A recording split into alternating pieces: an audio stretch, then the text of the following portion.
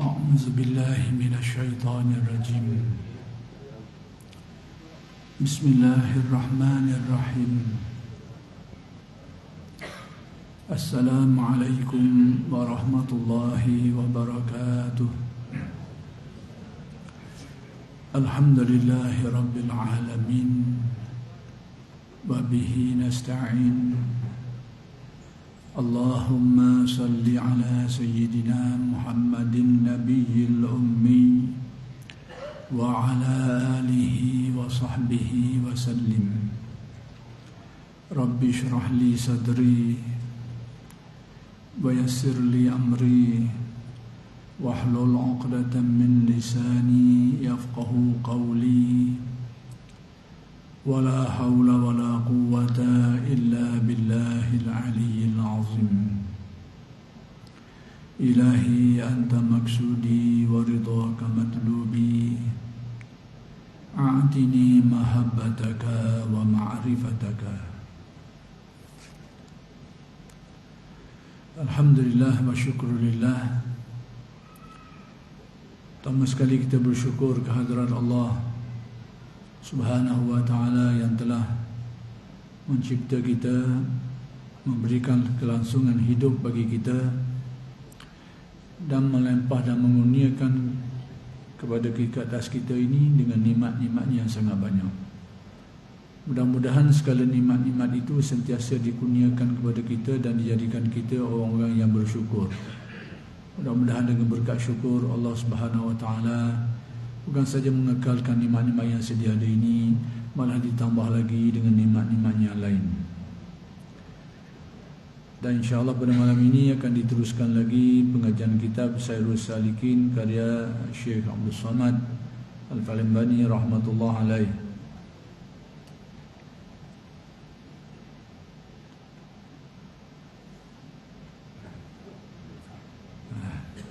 Seperti kata Syekh Nur Raslan, dah muka surat 17 bawah ya. Kabilah ni pasal baru ya. Faslun fi bayani fadilatis sabri. Ini suatu fasal pada menyatakan kelebihan sabar dan kepujiannya. Bermula kelebihannya dan kepujiannya itu beberapa yang tersebut di dalam Al-Quran, sekira-kira lebih daripada 90 tempat. Jadi berkenaan dengan kelebihan sabar ni disebut banyak kali dalam Al-Quran, iaitu seperti yang dinyatakan ni lebih daripada 90 tempat dalam Al-Quran disebut tentang perkara sabar ni. Dan beberapa yang tersebut di dalam hadis, demikian juga disebut di dalam hadis Nabi berkenaan dengan sabar ni. Dan beberapa yang tersebut di dalam asar sahabah Nabi. Demikian juga pada asar ni kata-kata sahabat ataupun apa-apa yang diriwayatkan daripada sahabat lah, sama ada kata-kata mereka, perbuatan mereka dan sebagainya, itu disebut asar. Jadi demikian juga berkenaan dengan sahabat ni ada disebut di dalam asarus sahabah. Dan tabi'in dan awliya yang salihin, demikian juga disebut tentang sahabat ini di dalam apa-apa yang diriwayatkan daripada tabi'in, demikian juga diriwayatkan daripada para awliya.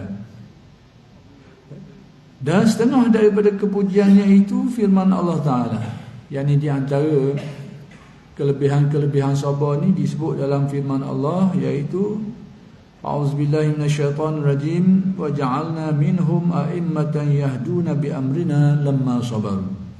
Artinya, dan kami jadikan mereka itu yang sabar itu akan imam yang menunjukkan jalan berbuat ibadat dengan suruh kami. Yakni Allah Ta'ala kata bahawa Allah Ta'ala itu menjadikan orang yang bersabar ni sebagai imam, sebagai ikutan orang.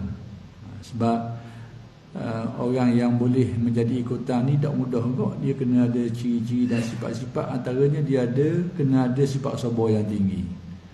Sebab orang yang nak diikuti oleh orang lain ni, dia kena ada ciri-ciri ni. Kalau tidak, mungkin orang yang nak ikut dia tu tak dapat nak ikut dengan baik. Sebab orang yang diikuti tu mungkin tak mampu nak bersabar untuk melakukan perkara-perkara yang baik. Sebab nak buat benda baik, nak tinggal benda buruk ni perlukan sabar. Jadi kalau tidak ada kesabaran ni, jadi orang nak ikut dia tu mungkin ikutan tu tak apa comel lah.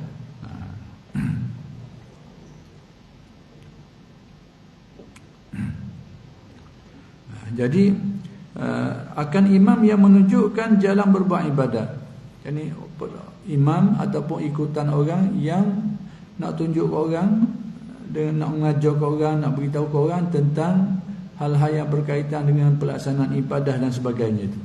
Jadi tak mudah tu nak jadi orang yang nak jadi imam ataupun orang yang diikuti, yang mengajarkan orang, yang menunjukkan orang, yang menjelaskan kepada orang ramai ni tentang cara-cara untuk mengabdikan diri berbuat ibadah kepada Allah Subhanahu Wa Taala. Jadi Allah Taala kata orang yang dapat berbuat demikian itu ialah orang di kalangan hamba-hambanya yang diberi kekuatan sabar ni.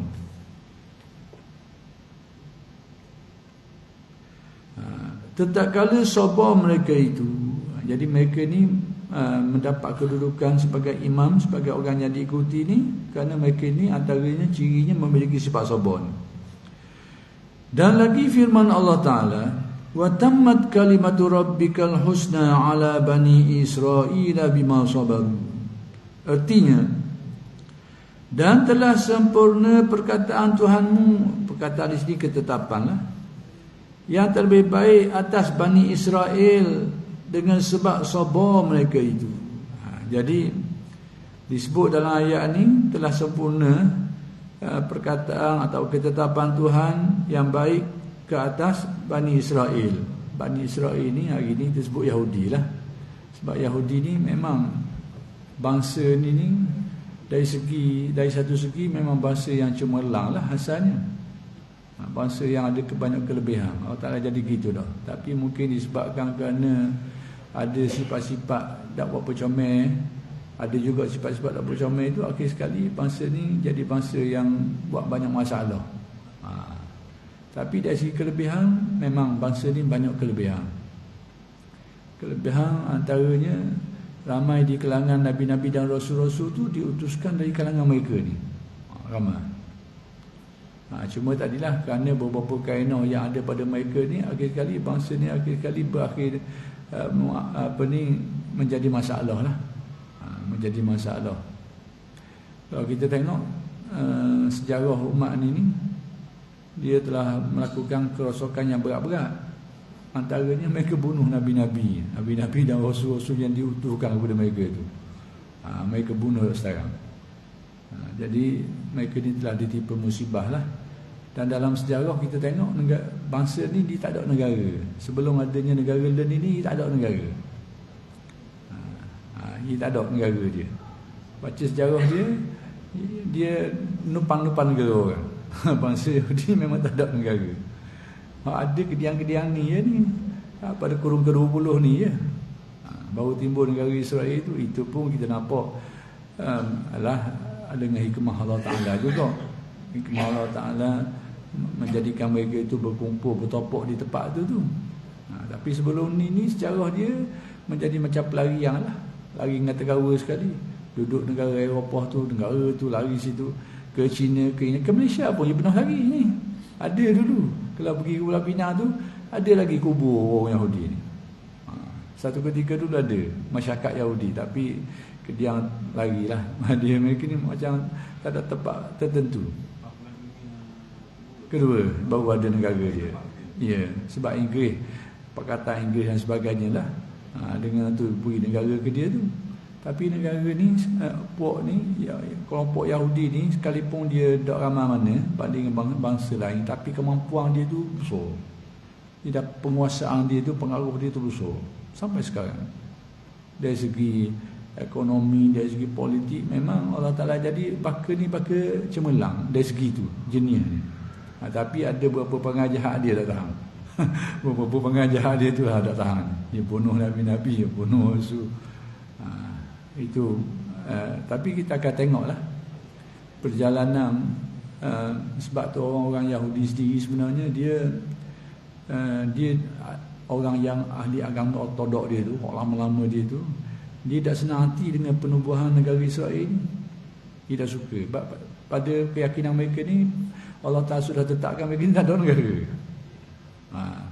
Tapi dia pergi buat tu sebenarnya orang-orang yang tahu tentang agama mereka ni tak suka hati ya. Sekalipun hak adil ni suka hati. Hak adil ni suka hati, tapi ahli-ahli agama dia tak suka hati. Dia seolah-olahnya sebab Nabi beritahu mereka ni akan dihabisi di situ. Dan bila mereka berkumpul sebelum ni, mereka berselerok seluruh dunia. Nak cari pun payah. Duduk sini. Sekarang ni kumpul sepat.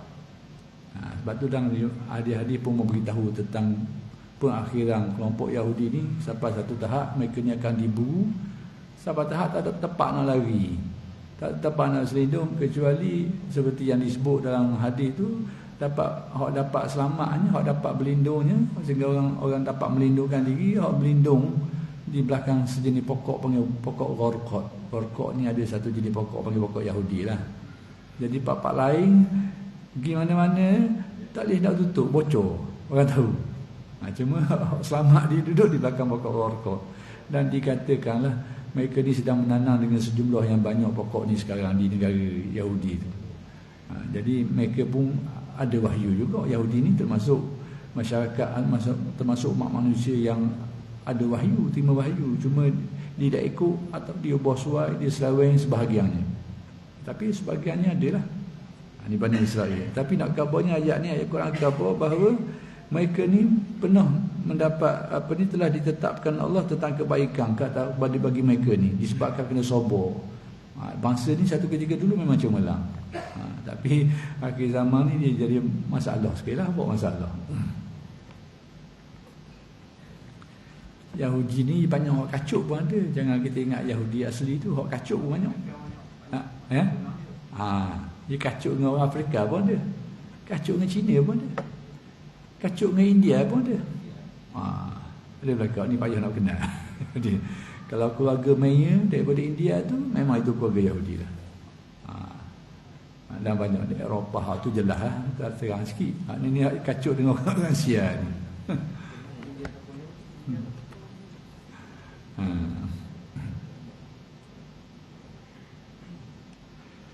Baik.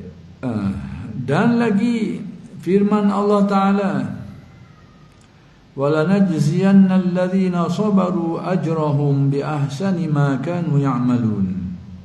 Artinya, dan sebenarnya lagi akan kami balas akan mereka itu yang sabar itu, akan pahala mereka itu dengan yang terlebih baik daripada amal yang ada memperbuat mereka itu. Maksudnya Allah Ta'ala kata kami akan membalas orang-orang yang bersabar ni dengan memberikan ganjaran kepada mereka itu, ganjaran yang nilai ganjaran dia itu adalah setara dengan amalan yang paling baik yang mereka lakukan. Maksudnya ganjaran sabar, orang sabar ni dari segi nilaian dia itu adalah sama dengan ganjaran amalan yang terbaik yang mereka buat. Besar nak beritahu ganjaran.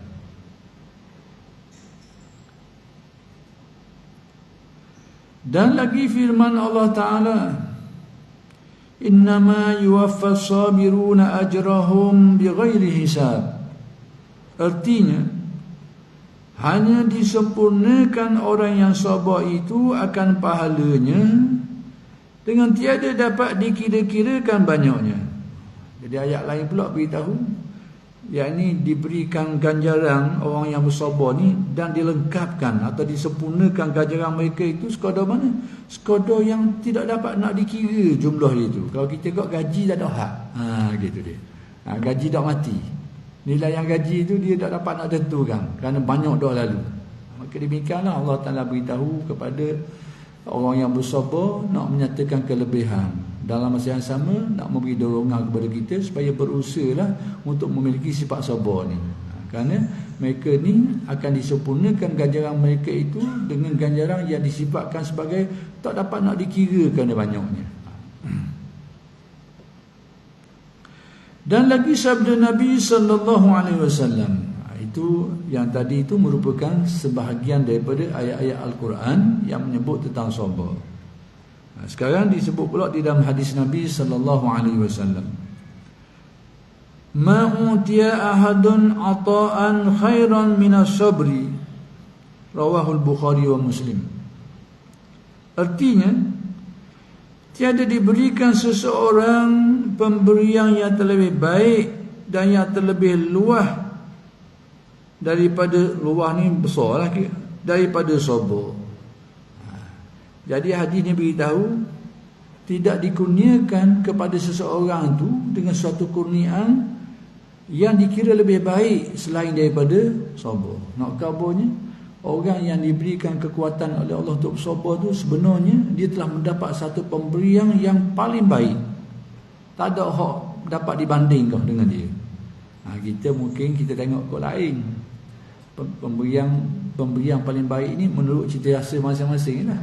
Orang minat ke harta, pemberian harta lah paling berharga pada dia. Jadi kalau dia dapat kok, yang kat itu pemberian paling baik lah. Ada orang mungkin dia tengok dari aspek-aspek lain pula, dari segi pakak mungkin. Jadi kalau dia dapat kenaikan pakak, dia rasa itulah pemberian yang terbaik yang dia dapat.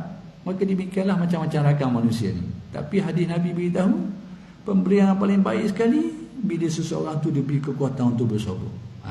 Ini petunjuk pedoman kenabian. Maksudnya, kalau seseorang tu diberi kekuatan untuk sabar ni, sabar ketika disusah dia boleh bertahan, untuk laksanakan ibadah-ibadah dia boleh buat, boleh bertahan, apa-apa yang mungkin orang tak mampu, tak boleh nak buat, dia boleh buat tak sekarang. Kemudian larangan-larangan syarak, dia ada kekuatan untuk menghindarkan diri, apa-apa yang orang lain tak dapat nak elok diri, dia boleh mengelak dan sebagainya. Dia ada kekuatan tu. Benda ni tak ada kekuatan, tak nak buat benda ni. Jadi satu sebulan ni dua tak. Yang pertama sabar di dalam ketaatan. Ya. Yang kedua sabar dalam meninggalkan maksiat. Dan ada lagi, sabar menerima ketentuan takdir. Ada 3 jenis bahagian. Jadi siapa yang diberikan kesabaran ni, hendaklah dia tahu bahawa itulah pemberian yang paling baik yang diberikan kepada manusia. Itu dia. Sebab nak buat benda ketaatan ni tak mudah. Kita boleh semayang ni sebab kita bertahun-tahun dah berlatih ni. Bagi orang tak biasa bukan perkara yang mudah. Ringan pada setengah orang untuk bersolat, sebab mungkin dia sudah lama beriadah, berlatih dan sebagainya, jadi ringan lah. Bagi orang yang tak biasa itu berat pada mereka ni. Orang biasa pun ada juga. Hari-hari halangan sikit berat, mari berat tu. Macam-macam, kadang-kadang masa tengah sakit, mari berat. Kadang-kadang tengah hujan, macam-macam. Nak kabarnya benda-benda macam ni tak boleh nak lari daripada beban dan payah dia tu. Jadi kalau ada orang dapat bertahan ketika di masa senang, dia boleh buat, tu biasalah. Tapi kalau dia rasa susah, dia boleh buat juga. Tu dia. Hendaklah dia tahu bahawa dia telah dikurnia oleh Allah dengan satu kurniaan yang paling baik berbanding pemberian-pemberian orang lain. Itu maksud dia. Tapi kita tak pandang sangat ni. Tak pandang. Kerana kita tengok pemberian hak jenis-jenis tadi tu. Boleh harta, boleh pakak, boleh tu. Kita tengok kau tu. Hak ni jarang sangat yang tengok. Tapi itulah hidayat kenabian yang beritahu kepada kita bahawa orang yang diberikan kekuatan ini sebenarnya dia, hakikat sebenar dia telah mendapat satu pemberian yang paling baik.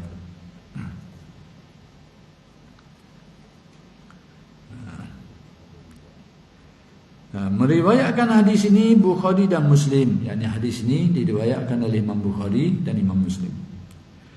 Dan lagi sabda Nabi sallallahu alaihi wasallam, as-sabru kanzun min kunuzil jannah. Artinya, bermula sabar itu satu perbendaharaan daripada beberapa perbendaharaan di dalam syurga. Yang ini apa yang boleh kita faham di sini? Bila Nabi kata sabar ni adalah satu khazanah di antara khazanah-khazanah syurga. Antara kefahaman yang kita boleh faham daripada kenyataan ni, maksudnya sesuatu yang menyebabkan orang mendapat ganjaran syurga ni di akhirat nanti adalah dengan amalan-amalan yang baik. Maka amalan-amalan yang baik atas dunia ni perlukan kepada sabar. Maka sebab tu sabar ni dikira khazanah. Khazanah ni maksudnya kita tak nampak sekarang. Khazanah ni harta, tapi harta simpan. Simpan. Jadi hari ni kalau kita ada kekuatan untuk buat benda-benda soleh, amalan baik, Kita tak nampak lagi ganjaran tu sebab ganjaran tu tersimpan. Sebab tu disebut khazanah. Jadi bila seseorang tu diberi kekuatan untuk beramal soleh, untuk buat baik, ada kekuatan tu. Ada dorongan yang kuat. Dia boleh buat banyak benda yang baik. Yang mungkin pada orang tak dapat nak laksanakan dan sebagainya, tapi dia boleh buat. Rupa-rupanya dia berdasarkan hadis dia dapat satu khazanah. Khazanah maksudnya daripada amalan dia tu, tanpa sama dia sedar ke, dia tahu ke tak tahu ke, dia akan diberi sesuatu yang besar di akhirat, menjadi simpanan untuk dia di akhirat. Itu salah satu yang kita boleh faham lah. Itu dari segi dunia. Dan dari segi akhirat, dari segi dunia pun ada makna dia ni. Bila Nabi sebut sabar tu satu khazanah di antara khazanah-khazanah syurga. Syurga ni kita faham. Ahli tasawuf dia kata gini, syurga ni ada dua jenis syurga. Dia panggil Jannatul Na'im dan Jannatul Ma'arif. Jannatul Na'im ni syurga nikmat. Ini syurga di akhirat lah. Balasan yang Allah Ta'ala berikan kepada orang yang beramal soleh di akhirat. Itu Jannatul Na'im. Ada sejenis lagi orang panggil syurga. Kalau Jannatul Na'im ni di akhirat, tak berlaku dunia ni. Ada sejenis lagi syurga. Ini dari sudut pandangan ulama ahli tasawuf dia panggil Jannatul Ma'arif. Jannat syurga ma'rifat, yakni syurga hati, qalbu. Iaitu orang yang diberikan Allah kebahagiaan, ketenteraman disebabkan kerana makrifat yang dia dapat. Dan ketenteraman yang diberikan itu tidak dapat kita gambarkan. Orang yang dapat dia tahulah. Jadi rupa-rupanya kurnia makrifat kepada seseorang itu sebenarnya dia merupakan ada makna-makna syurganya. Orang panggil, kalau di tasawuf panggil Jannatul Ma'arif, syurga makrifat.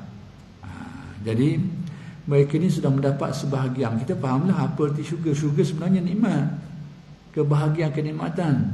Jadi dikatakan adanya syurga di dunia ini adalah syurga yang berkaitan dengan makrifat tu, kerana dia akan mendatangkan kenikmatan yang tidak ada tara bandingnya bagi orang yang dikurniakan. Itu bagi syurga. Sebab tu kata ulama ahli tasawuf, ni kata-kata mereka, orang yang Allah Ta'ala kurnia, sekiranya raja-raja dunia ni tahu, ni kata dia sebahagian mereka tu nak beritahu apa yang saya maksudkan tadilah. Sekiranya raja-raja dunia ni tahu apa yang Allah Ta'ala kurniakan kepada kami, mereka akan bunuh kami. Kerana deki, tidak boleh, kami boleh. Gitu lah. Maksudnya, kalaulah ahli dunia tahu kelebihan-kelebihan yang Allah telah kurniakan kepada mereka ni orang yang ahli makrifat ni, orang yang betul-betul lah mendalam dalam makrifat mereka ni, mereka mendapat suatu nikmat yang mana kalau raja-raja tahu pun dia akan deki. Kalau raja-raja tu tahu. Tapi malangnya tak membayang tahu nikmat ni lah. Cuma nak beritahu bahawa berkait dengan hadis Nabi ni disebut yang dalam kitab ini, bahawa sabar itu satu khazanah di antara khazanah-khazanah syurga tu. Boleh faham belaka di akhirat pun ya, iaitu khazanah yang merupakan simpanan pahala yang akan didapat hasil daripada amalan sabar atas dunia ni pun ya, ataupun syurga dunia ni, yakni dengan berkat sabar dia tu, dengan amalan dia beramal soleh, beristiqamah dan sebagainya, dan benda ni tak boleh nak buat tanpa sabar. Bila dia buat istiqamah tadi dengan penuh kesabaran ni, akhir sekali Allah Ta'ala beri kurnia makrifat dia tu, dan dia mendapat khazanah-khazanah tu, kebahagiaan tu. Boleh faham tak? Kedua-dua tu kita boleh boleh jelaskan dengan untuk menjelaskan makna hadis.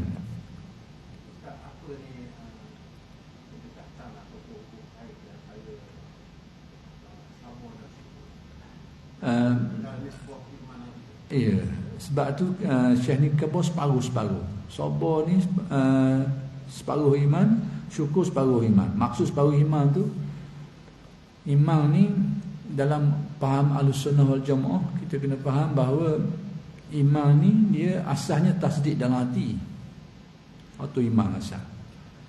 Tapi dia kena dibuktikan dengan ikrar, perakuan dengan mulut, lidah, bersyahadah. Sebab tu kalau ada orang beriman dalam hati tapi tidak ikrar dengan lidah, dia tidak dapat diterima di sisi manusia sebagai orang yang beriman, tak dapat. Tapi dia di sisi Allah diterima. Sekiranya dia tidak mengikrarkannya itu, tak ada sebab. Macam dia buat senyap seorang, dia dengar mungkin dengar kuliah dia percaya. tentang rukun-rukun iman tu dia percaya, tentang apa yang diberitahu Islam dia belajar dia percaya, tapi tak akan pokok kan. Maka di sisi orang ramai tak diambil kira lah, maksud dia dikira sebagai orang bukan Islam lah. Tapi menurut ulama usuluddin, dia di sisi Allah dikira mukmin. Dikira mukmin. Kecuali kata ulama usuluddin, dia disuruh berikrar syahadah, dia ingkar, baru tak jadilah. Sekarang mungkin buat diam. Sama ada dia ikrar senyap-senyap seorang diri, ataupun dia tak ikrar depan orang mana, sama dia tak ikrar secara senyap-senyap, ataupun dia ikrar seorang diri, tak kisahlah. Yang penting orang tak tahu. Hal ni kata ulama usuluddin, di sisi Allah dikira sebagai mukmin, dikira iman dia tu. Cuma masalah dia lah. Sekiranya dia disuruh untuk berikrar, dia ingkar. Keingkaran tu menyebabkan benda tu terbatal. Jadi iman ni asalnya tasdik dalam hati. Jadi kena buktikan dengan ikrar, perakuan syahadah tu. Dan disempurnakan dengan amal soleh. Jadi amal soleh tu penyempurna. Jadi sebab tu akidah iman dalam menurut faham sudut pandang ulama ahli sunnah ni, dia merangkumi 3 perkara. Tasdik bil jinan dengan hati, tasdik bil jinan, ada keyakinan dalam hati, dan tasdik dalam hati, kemudian ikrar bil lisan dengan buat pengakuan dengan lidah, wal amalu bil arkan, yakni melaksanakan perintah-perintahnya. Tapi 2 ni adalah pembuktian, penyempurna. Maksudnya kalau tak ada yang ketiga ni, amalan tu imannya tetap sah, tapi dia berdosa, tanggung, tak laksanakan perintah. Demikian juga ikrar tadi tu. Ikrar, kalau tidak ikrar depan orang tapi dia memperakukan benda tu, dia dikira mukmin di sisi Allah, tapi tidak di sisi manusia lah. Itu iman kita nak kabarnya. Jadi sekarang berkait dengan iman ini, macam saya sebut tadi, dia merangkumi aspek ikrar dan juga dengan amalan tadi tu. Jadi kat mana adanya sabar tadi tu? Sabar ni adalah berkait dengan amalan yang menyempurnakan iman tu. Situ bahagian sabar. Jadi kita tahulah yang menyempurnakan iman ini adalah melaksanakan perintah dan meninggalkan larangan dia tu. Jadi nak buat benda-benda ni perlukan kepada sabar. Jadi sabar tu sebahagian daripada sesuatu yang menyempurnakan iman. Demikian juga syukur. Syukur ni adalah mengimbangi sabar dia tu. Mengimbangi. Jadi separuh kok syukur, separuh kok sabar. Jadi dua-dua ni lah yang menyempurnakan iman. Sebab tu disebut dalam ni, dan ini akan dijelaskan lepas ni lah, bahawa iman itu nisfan disebut sebelum ni, 2 bahagian. Separuhnya ada pada sabar, separuh lagi ada pada syukur. Jadi kalau sabar ni kok macam tadilah, menanggung kepayahan nak buat ibadah, menanggung kepayahan nak meninggalkan larangan dia, menanggung kepayahan menghadapi takdir-takdir, kepayahan kesusahan, tu bahagian sabar. Bahagian syukur pula, kurnia-kurnia Allah Ta'ala ni hendaklah ditunaikan. Kena tunaikan bahagian kesyukuran dia tu. Kita tunaikan bahagian kesyukuran itu, bahagian tuntutan kita. Bila kita dapat nikmat, kita kena syukuri. Syukuri menggunakan nikmat-nikmat yang ada tu untuk melaksanakan perintah dia. Dari segi itu dinamakan syukur. Jadi sebab tu syukur ni separuh, sabar separuh. Dua-dua itulah kesempurnaan iman. Jadi maksud kesempurnaan tu, 2 perkara ni, sabar dan syukur ni, yakni menyempurnakan iman dari aspek amalan dia tu. Amalan yang menyempurnakan iman kita. Kalau boleh tahap redha, itu lebih baik lagi. Itu lebih tinggi lagi. Tapi paling tidak pun kita kena berada pada tahap sabar. Dia sabarnya gini. Dia ada 3 tahapan. Tengah itu sabar. Bawah tu panggil iktiraf, pantau. Atas lagi panggil redha. Jadi tahap kita, hak dikenaki kepada setiap Muslim ni, dia kena paling kurang dalam satu perkara ni sabar. Itu arah rendah sekali. Yang menjadi lebih baik dengan redha. Kalau turun daripada sabar ni, ke mana? Turun daripada sabar ni, dia akan jadi orang yang membantah, ataupun orang yang tidak senang, orang tak dapat menerima. Maka sekiranya itu merupakan perangai dia dari nak sabar, dosa. Tapi kalau dia sampai ke tahap mengingkari, dia ingkar, maksudnya dia menolak ketentuan Allah kat atas dirinya tu, dia tak percaya benda tu, itu boleh bawa kepada rosak iman lah. Sekarang mungkin tak gitu, tapi dia nak terima kenyataan, ini melibatkan dosa. Banyak soal. Jadi maksud sabar ni, apa sebenarnya maksud sabar ni? Secara mudahnya sabar ni, orang dapat pertama sekali dapat terima kenyataan apa-apa yang berlaku kat tadi tu yang berupa kepayahan tu, kesusahan, kepayahan yang terima yang menimpa diri dia tu, pertama sekali dapat terima. Yang kedua, dia terima sekalipun penerimaan dia tu kadang-kadang dia rasa sakit, rasa payah, rasa berat, tapi dia boleh terima. Tanda boleh terima apa? Dia tidak bertindak secara yang salah menurut syarak. Itu tanda dia boleh terima.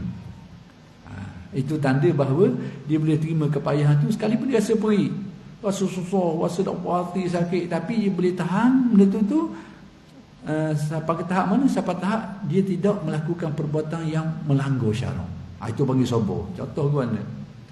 Contoh dia mengalami satu kepayahan, duit hilang lah contoh. Duit hilang.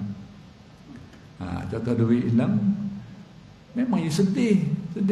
Jadi jangan kita kata, sedih munu tak sabar. Jangan kata. Kerana yang dikatakan tidak sabar bukan situ. Sekarang ni dia rasa sedih lah, capur nak marah ada belaka. Dengan sekadar tu saja tak cukup lagi kita nak kata tidak bersabar. Bila dia sedih nak marah tu sebenarnya dia tahan. Baik, tanda dia boleh tahan ukuran kat mana? Tindakan dia apa? Tindakan dia bercakap dengan syarak tak lepas tu. Kalau dia bertahan dengan dia tidak bertindak dengan tindakan yang bercakap dengan syarak, itu panggil sabar. Maksud dia boleh tahan diri sehingga dia tidak bertindak cara salah. Itu sabar. Dia rasa perih, rasa payah, rasa sedih, itu memang itulah keadaan orang yang sabar. Kalau dia tak rasa apa, rasa senang dengan ketentuan Allah, itu taraf lain, itu taraf redha. Itu lebih baik. Sekarang ni dia terima, dia rasa perih, rasa sedih, rasa susah, tapi dia masih lagi pada martabat sabar. Sebab apa? Kerana dia dapat menahan diri dia daripada bertindak salah. Hak tak sabarnya mana? Tidak sabar ni berlaku kehilangan. Contohnya, na'udzubillah, hilang mari sedih, hilang motosikal. Tidak sabar, dia nak marah ni, dia curi motosikal orang lain pula. Dia faham motor orang lain pula. Ni dia bertindak cara salah. Itu tak sabar. Tapi kalau dia hilang, dia sesedih mana pun, dia menangis pun, itu tidak mengeluarkan dia daripada taraf sabar. Ibang orang pula. Sama lah tu. Jadi ukuran sabar ni bukan atas perasaan. Memang orang sabar tu dia akan tanggung payung. Dia seperi, sedih, susah rasa, dan rasa itu dan ini, tapi dia boleh tahan sehingga tidak cari salah. Itu marhalah sabar. Tapi kalau dia tak tahan tadi tu, dia di luar, dia terbabah daripada sabar dah. Dia bertindak cari salah tadi, dia sudah terkeluar daripada batasan sabar. Itu ukuran dia. Apa amalan Ustaz kita nak rasa macam ada apalah ni nak dia kena tembok dapat sebab apa kena seretor. Itu salah satu caranya. Salah satu caranya, dia ada cara jangka pendek, ada cara jangka panjang. Cara, dan itu disebut oleh Imam Al-Ghazali dalam banyak kitab-kitabnya yang lain lah, termasuk Minhajul Abidin. Antaranya, kita sentiasa memperingatkan kita tentang hakikat-hakikat tadi tu, bahawa apa yang berlaku ni, peringat diri kita sendiri bahawa ni ketentuan dia dah, tak apa dah. Kemudian di sebalik ketentuan dia ni mungkin adalah hikmah dia pula. Kita kena peringat diri kita, peringat bahawa kena ajar. Itu salah satu cara. Baik, dia ada cara jangka panjang atau cara jangka pendek. Maksud berlaku tu kita cuba peringat diri kita. Ataupun ada orang lain tolong peringat kita. Itu konsep kaunseling tu. Kaunseling ni orang lain tolong peringat. Tapi cara jangka panjang iaitu dia kena belajar amalan-amalan yang boleh menyucikan batin dia, sehingga akan terbina satu kekuatan dalam diri dia tu, sehingga bila berlaku apa-apa pun secara automatik benda tu dia boleh bertahan. Itu jangka panjang. Jangka dengan cara memproses batin dia tu dengan amalan-amalan soleh sehingga menjadi murni, menjadi kuat. Pada waktu tu dia sudah ada satu sifat sabar. Sifat ni dah jadi perangai dia tu lah. Itu perlu jangka panjang lah. Jangka pendek dengan peringat tadi lah, peringat sama Allah ni takdir dia dah. Kena berlatih untuk mengingatkan diri kita dengan benda-benda macam tu. Itu salah satu cara.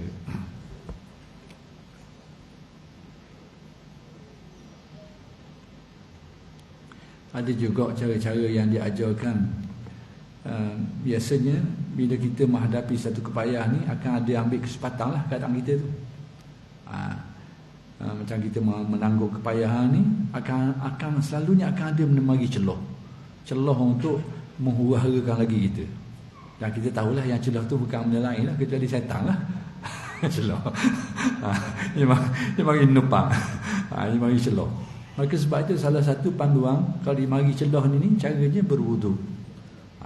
Berwudu. Dan kalau engkau tak tahu wudu, mandi tu. Jiru tu. Jiru dengan air. Mandi itu pun sebahagian daripada ini.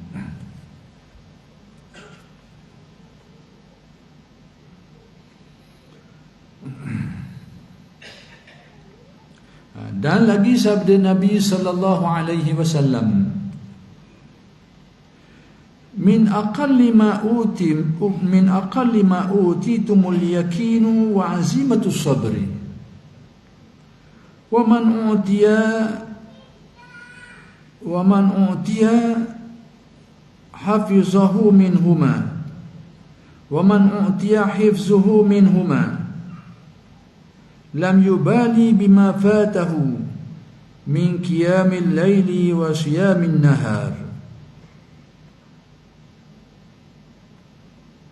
Artinya, setengah daripada yang sedikit yang diberikan kamu itu, yakni antara benda yang tak ramai orang dapat. Kita tengok molek. Ada satu perkara yang perlu kita cermat dalam fahami hadis ni. Saya takut orang salah faham sikit, dia bawa kepada persepsi yang keliru, membawa kepada tindakan yang salah. Tengok, Nabi kata setengah daripada yang sedikit yang diberikan kepada kamu, yakni antara benda yang tak ramai orang dapat, iaitu yakin. Pertama sekali yakin, diberi keyakinan. Tak ramai orang dapat. Maksud kalau orang dapat pun dapat dengan kadar-kadar. Maksudnya keyakinan yang kuat tu tak banyak orang dapat dan tak ramai orang dapat. Pertama sekali berkait dengan keyakinan, yakni makrifat yang putus. Maksud makrifat yang putus tu makrifat yang yakin, yakni makrifat hati terhadap Allah yang keyakinannya tu bukan saja taraf ilmu yakin, tapi boleh jadi ke ainul yakin, boleh jadi ke hakul yakin. Itu maksud dia, tahapan keyakinan. Putus sini maksudnya, bila sebut putus ni bahasa ni terjemah agak. Terjemah kita hari ni kok keyakinan yang pasti, yang tak ada goncang sikit. Jadi kalau kita tengok tahap iman kok, dia bukan saja taraf ilmu yakin dah, naik jadi ainul yakin ataupun hakul yakin. Itu maksud dia. Itu pertama. Dan kuat sabar. Yang kedua, diberi kekuatan bersabar. Nabi kata ni dua ni tak ramai orang boleh. Dah orang boleh pun tak banyak. Tak banyak bahagian. Dua perkara ni. Baik, tengok. Dan barang siapa diberi akan dia bahagiannya. Bukan hifzuhu tu, hazzuhu. Cuba tengok cetakan tu. Cetakan saya ni dia tulis hifzuhu, tapi tengok terjemahan ni perkataan ni tak betul lah ni. Hizzuhu. Ada tak kitab yang tulis hizzuhu? Jadi hizzuhu tu lebih tepat dengan makna dan terjemahan di sini. Jadi ayat waman utiya hizzuhu, bahagian dia. Dan barang siapa diberi akan dia bahagiannya daripada kedua-duanya, yakni sesiapa yang diberikan bahagian dia daripada dua perkara tadi tu, daripada yakin, keyakinan dan juga kekuatan sabar. Maksud siapa yang diberi dua perkara ni menurut qada yang telah beri ke dia tu, nescaya jangan hirau ia barang yang luput daripada mendirikan sembahyang semalam-malam dan puasa sehari-hari. Apa makna dia? Ni ada satu hal yang kita kena faham molek. Maksudnya jangan hirau, tak apa, jangan kisahlah kalau tidak dapat mendirikan qiyamul lail ke ataupun puasa sunat yang berlarut-larutan. Kalau tidak buat dari waktu, tak apalah, jangan suhatilah, jangan hiraulah. Maksudnya apa? Ni kita faham balik. Ya gini. Saya takut memang masalah faham gini. Salah faham yang tidak apalah, tak laksanakan ibadah-ibadah sunat tu tak ada benda dah. Jadi sebenarnya gini, ni dalam perjalanan tasawuf, orang belajar tasawuf ni, amalan-amalan yang dia buat tu dari satu sisi merupakan ibadah. Bila disebut ibadah ni, dia ada kaitan dengan ganjaran yang Allah janjikan di akhirat. Itu ganjaran di akhirat. Tapi dari sisi yang lain, ibadah yang dibuat oleh orang yang belajar tasawuf ni, orang yang belajar nak menghayati tasawuf lah ni. Kalau dah belajar ilmu ni mungkin tak ganggu situ. Ni orang yang belajar ilmu tasawuf ni, dia buat ibadah dari satu segi, ibadah dia tu adalah merupakan ibadah amalan yang dia buat tu dengan mengharapkan penerimaan Allah, dan Allah Ta'ala janjikan akan diberi pahala di akhirat. Itu satu segi.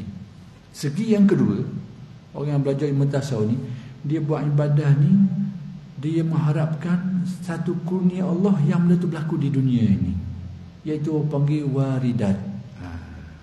Warid ataupun waridat. Dia amal macam dia semayang, yang fardu yang sunat. Dia puasa yang fardu yang sunat. Dari satu segi, amalan yang dia buat ni merupakan ibadah yang diharap Allah Ta'ala terima dan beri ganjaran di akhirat.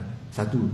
Yang kedua, dari segi yang lain pula ni, dia amalkan amalan ni dengan mengharapkan Allah Ta'ala kurnia waridat ke dia.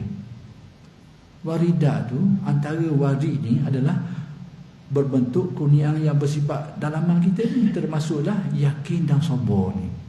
Jadi nak kabarnya, yakin dan sabar ni adalah hasil daripada amalan yang orang buat dari segi tasawuf ni. Maksudnya kalau kita mula-mula kita belajar ilmu ni, kita mula mengamalkan amalan-amalan soleh, kita buat solat-solat tu yang wajib kita laksanakan, yang sunat-sunat pun kita laksanakan, lalu kita perkuatkan lagi dengan solat-solat qiyamul lail dan sebagainya. Itu riadah kita.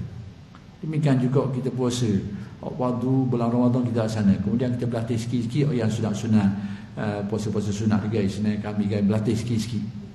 Jadi amalan-amalan ni kalau dia buat, dia akan mendatangkan nur ke dalam hati dia. Nur inilah antara fungsi dia, dia akan membuka hijab kalbu dia tu, yang antara kesan dia akan bertambah keyakinan dia tu. Kebulatan yakin dia kepada Allah tu bertambah, dan kekuatan dia untuk sabar tu semakin kuat, semakin tinggi, hasil daripada amalan. Baik. Jadi nak kabarnya, keyakinan ni dan juga sabar tu adalah buah daripada amalan riadah tu. Selain daripada amalan ni mendatangkan pahala yang dijanjikan Allah, dia bukan harga amalan kita. Kita kena ingat, pahala yang dijanjikan Allah di akhirat itu adalah apa yang dijanjikan Allah. Selain daripada itu, amalan soleh yang kita buat, ia mendatangkan juga nur tadi itu, iaitu yang akan menyebabkan orang bertambah yakin, bertambah kekuatan untuk sabar dan sebagainya. InsyaAllah. Bertambah semua tu. Baik. Hak ni, jadi orang amal soleh yang kita buat ni ada dua jenis buah dia tu, buah di akhirat, buah di dunia. Okay. Jadi buah di dunia tu, hak tadi tu yakin, sabar dan sebagainya, dan macam-macam lagi banyak jenis tu.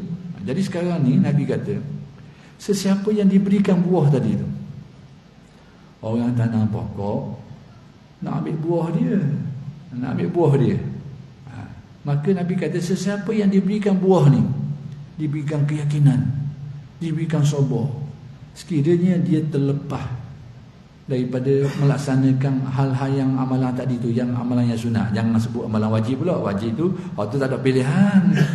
Jangan dengan amalan wajib, ni amalan sunat ni. Tiba-tiba dia tak dapat laksanakan qiyamul lail, tak dapat laksanakan solat sunat, puasa-puasa sunat, tapi dia diberikan keyakinan, diberikan kekuatan sabar, maka jangan diheranlah, tak apalah kalau dia tak dapat laksanakan qiyamul lail pun, kalau dia tak dapat laksanakan puasa-puasa sunat pun. Sebab apa? Kerana matlamat riadah dia tu untuk mencapai buah ni. Itu kena faham boleh. Hal ni hanya melibatkan amalan-amalan tambahan. Jangan kait dengan sembahyang. Tak apalah ada sembahyang pun, jangan baca buah tu. Tak apalah ada puasa Ramadan pun, tak apalah ada sabar tu buah. Tu jangan faham tu. Hal ni hanyalah merupakan amalan-amalan riadah tambahan. Jadi kalau dia dikurniakan dua perkara ni, diberi Allah Ta'ala kekuatan keyakinan, kekuatan sabar, dan kadang dia banyak terlepas daripada melaksanakan qiyamul lail dan terhalang banyak kali daripada melaksanakan puasa sunat, tak apa, jangan susah hati. Itu nak kabut. Sebab apa? Kerana antara tujuan-tujuan amalan tadi di dunia ini adalah untuk menghasilkan buah dia tadi, iaitu keyakinan dan juga kesabaran. Biar kita faham.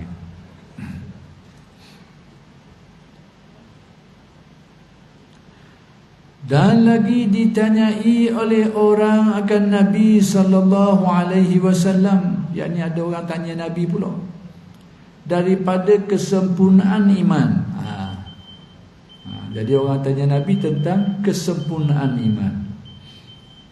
Jadi oleh kerana sudah masuk yang itu, insya nanti huraian tentang hadis ini akan saya jelaskan pada kuliah-kuliah yang akan datang.